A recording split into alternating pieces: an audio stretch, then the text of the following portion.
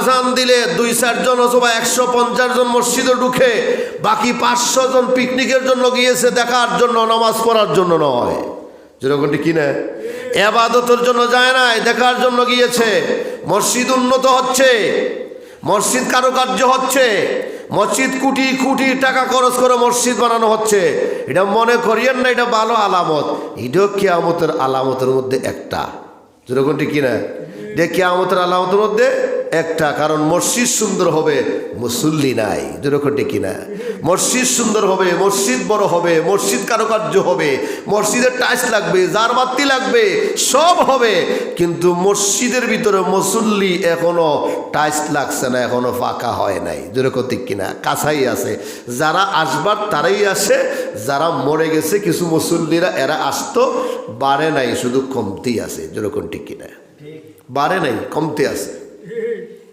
আমার পরে ভাইরা, প্রত্যেকটা এলাকা, প্রত্যেক জায়গায় জায়গায়, ঢাকা থেকে, ময়মনসিংহ থেকে, বরিশাল থেকে বড় বড় বক্তা এনে ওয়াজ করাই আমরা। একজনকে 50,000 টাকা দিই। যেরকম ঠিক কিনা, কাউরে 1 লাখ টাকা দিই।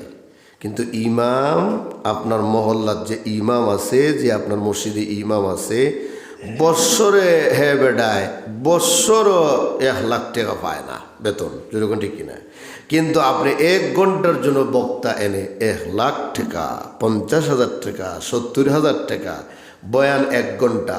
যেরকম ঠিক কিনা, 1 ঘন্টা বয়ান না, কেউ খারুইয়া মুচ্ছে, কেউ মুত্যা ফানিও লইছে না, শেষ, যার জির ঘরে চলে গেছে। এই বয়ানের আসরের এইরকম। যদি কোনো মসজিদের ইমাম সাহেবের বয়ানে আসন না হয়, বৎসরে কতটা জুম্মা হয়, সপ্তাহে 60টা জুম্মা হচ্ছে, এখানে যদি তোমার আসন না হয়, ঢাকা থেকে বক্তা এনে, ঢাকা থেকে লাখ টাকা দিয়ে বক্তা এনে, বক্তৃতা করিয়ে, ওয়াজ করিয়ে তোমার ফায়দা হবে, লাভ হবে। তুমি মনে করো মসজিদের ইমাম সাহেবের বেতন বাড়ছে না, যদিও 500-1000 টাকা বৎসরের শেষে বাড়ানোর চেষ্টা করে, অথবা বাড়ানোর কোনো পর্যক্রম চলে, অথবা কার্যক্রম হয়, তাহলে মিটিং হয় অন্তত নিচে 10টা। যেরকম ঠিক কিনা, সারা মহল্লা মিল্লা মিটিং 10টা, বেতন বাড়তো কত, মারতো 500 বা 1000 টাকা। মিটিং হলো 10টা করবো, বাড়ানি যাইব না যাইতো না, সবে দিব না দিত না। নাউজুবিল্লাহ, আস্তাগফিরুল্লাহ।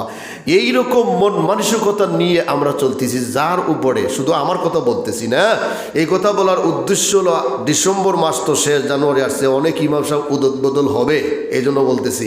আমার বড় ভাইয়েরা, ডিসেম্বর মাসে আমরা ইংরেজি মাসে যখন করি তখন এইরকমই হয়, অনেক উদবদল হয়, এখান থেকে আরেক জায়গায় যায়, আমরাও পাল্টাই, ইমাম সাহেবও পাল্টায়, অনেক সময় এইরকম হয়। তো এই অবস্থায় যার উপরে, ইমাম সাহেবের উপরে আখিরাতের সমস্ত বাড়াবার, দেখেন প্রত্যেক আলেম নামাজ পড়ায় না, কারণ তার ভিতরে ভয় যে আখিরাতের দায়িত্ব নিয়ে, সমস্ত মহল্লা মানুষের দায়িত্ব নিয়ে এখানে দাঁড়ানো, এটা সাধারণ কথা নয়।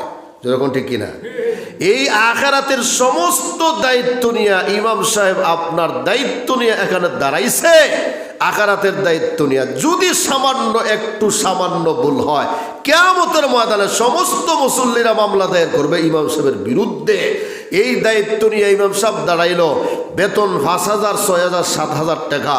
অথচ কোনো পরিবারের, কোনো ইমাম সাহেবের পরিবারে গিয়ে দেখেন গরুর গোশত মাসে 2 বার অথবা 1 বার খাওয়ার কোনো ক্ষমতা নাই, অথবা ইলিশ মাছ বৎসরে 2-1 বার খাওয়ার কোনো যোগ্যতা ক্ষমতা নাই, কারণ তার আয় হিসাবে তার খাওয়ার কোনো ক্ষমতা একেবারেই নাই, একেবারেই নিঃস্ব, অসহায়। আর আপনার গড়ে, আমার গড়ে গরুর গুস্ত ফ্রিজে রাখা আছে, ইলিশ মাছ রাখা আছে, বড় বড় মাছ নিয়ে খাওয়া হয়। ইমামের পরিবার চলে কি চলে না, মুয়াজ্জিনের পরিবার চলে কি চলে না, এই রকম খবর, এই রকম কথা কোনো মুসল্লি আজ পর্যন্ত ইমাম সাহেবকে জিজ্ঞাসা করে না, করবেও না। বলে আপনার পরিবার কিভাবে চলে এটার দেখার কোনো ক্ষমতা নাই, এটার কোনো যোগ্যতা নাই, এটার কোনো প্রয়োজনও মনে করে না। কিন্তু তার পরিবার কিভাবে চলে না চলে সেটা সে নিজে জানে। যেরকম ঠিক কিনা, সে নিজে জানে কিভাবে চলে, কিভাবে চালায়, কিভাবে কষ্ট হয়, কিভাবে চালাচ্ছে। এইটা হলো প্রত্যেকটা ইমাম সাহেবের ব্যাপারে। শতকরা 2-1 জন ইমাম সাহেব যদি ধনী টাকাওয়ালা থাকে, এটা ভিন্ন কথা, কিন্তু বাকি ইমাম সাহেবরা সবাই গরিব। যেরকম ঠিক কিনা? সবাই গরিব। বলে গরিব কোনটা? বলে দুনিয়ার হাইসিয়তে টাকা পয়সার গরিব হতে পারে, কিন্তু অন্য ব্যাপারে গরিব না। যেরকম ঠিক কিনা? অন্য ব্যাপারে গরিব না। আমার বড় ভাইয়েরা, বেতন দিবেন মাসে 5 টাকা অথবা 10 টাকা, 20 টাকা, 100 টাকা, 50 টাকা, কিন্তু এমন কথাবার্তা, এমন মুসল্লি আছে ইমাম সাহেবকে উদ্দেশ্য করে এমন কথাও বলে যে কথা ইমাম সাহেবের অন্তরে কলিজায় আঘাত লাগে। আসেনি না? নাই? আছে। 50 টাকা বেতন দিবেন, 100 টাকা বেতন দিবেন, দেওয়ার পর ইমাম সাহেবকে এমন কথা আপনি শোনাবে, এমন কথা বলবেন যে কথা ইমাম সাহেবের অন্তরে আঘাত লাগে। বদদুয়া দেওয়ার সম্ভাবনা বেশিরভাগই থাকে। এরকম আসেনি না? নাই? অনেক অনেক অনেক মুসল্লিরা ইমাম সাহেবের সাথে ভালো ব্যবহার করে না, মন্দ ব্যবহার করে, খারাপ ব্যবহার করে। আর মুয়াজ্জিন রাখলে তো আর উপায় নাই। মসজিদের বাথরুম পরিষ্কার করানোর জন্য আর মসজিদ পরিষ্কার করানোর জন্য মুয়াজ্জিন আমরা রাখি। হ্যাঁ, আর পারলে ইচ্ছা করলে আমাদের আচার আচরণে বোঝা যায় যে মসজিদ বাদ দিয়ে আমার বাড়ির বাথরুম লেফটিনও সাফ করাবার জন্য তারা রাখা হয়েছে। এরকম অবস্থা ব্যবহার। অথচ আরব কান্ট্রিতে একজন ইমাম সাহেবের ক্ষমতা বাদশার মতো। যেরকম ঠিক কিনা? বাদশার মতো একজন ইমাম সাহেবের ক্ষমতা আরব কান্ট্রিতে। কিন্তু বাংলাদেশে এর পরিবর্তন ঘটবে কিনা, আসবে কিনা, ইসরাফিলের সিংহায় ফুঁক দিবার আগে এটা সম্ভব হবে কিনা আল্লাহ ছাড়া কেউ জানে না। আমার প্রিয় ভাইরা, এই জন্য প্রত্যেকটা জায়গায় পরিবর্তন হওয়ার দরকার। আপনি কারেন্ট বিল দিচ্ছেন মাসে 1000 টাকা, ছেলেকে প্রাইভেট পড়াচ্ছেন, দিচ্ছেন আপনি 500-1000 টাকা, আপনি ডিশ লাইন চালাচ্ছেন, ওয়াইফাই চালাচ্ছেন, দিচ্ছেন আরও 1000 টাকা, মাসে 3,000-4,000 টাকা আপনি এক্সট্রা খরচ হচ্ছে। মোবাইলে আপনার কমপক্ষে 600-700-1000 টাকা খরচ আছে। আসেনি না? নাই? আপনি সেটা চলে। এবং আপনি সিগারেট যারা খায়, সিগারেট কমপক্ষে দৈনিক 1 প্যাকেট লাগে। যেরকম ঠিক কিনা? কমপক্ষে 1 প্যাকেট। বিড়ি যারা খায় কমপক্ষে 1 প্যাকেট 40 টাকা অথবা 50 টাকা। যেরকম ঠিক কিনা? 1 প্যাকেট লাগে। ভাই রে ভাই, আপনি প্রতিদিন একটা পানও যদি খান মাসে 150 টাকা। যেরকম ঠিক কিনা? একটা পান যদি খান মাসে 150 টাকা, 5 টাকা হইলে, আর যদি আরও বেশি খান তাহলে তো টাকার পরিমাণ আরও বাড়বে। প্রত্যেকটা জিনিসের বিষয়ে যদি আমরা নিয়ে চিন্তা করি যে আমরা সামান্য একটু করে যদি প্রত্যেকটা মহল্লার ইমাম মুয়াজ্জিন সাহেবকে যদি একটু সহযোগিতা করি, আমি যদি 100 টাকা বাড়াই, আমার বাকি যদি 50 টাকা বাড়ে, আমার যদি 10 টাকা বাড়ে, আমার যদি 20 টাকা বাড়ে, 10 মিরি কলিকাজ হারি জিতি নাহিলাস, এইরকম যদি আমাদের মন মানসিকতা আয়, তাহলে অবশ্যই উন্নতি হওয়ার সম্ভাবনা আছে। আর যদি মনে করেন আমার 50 টাকা আছে, 40 টাকা হইতো, আমি 50 টাকা দিতে পারতাম না, তাহলে তো আল্লাহ দিলে সাশ্রয়ী, আর কোনো উপায় নেই। আমার মনে হয় ভাইয়েরা, এইরকম ব্যবস্থা আস্তে আস্তে করে আমাদের উন্নতি হওয়া লাগবে।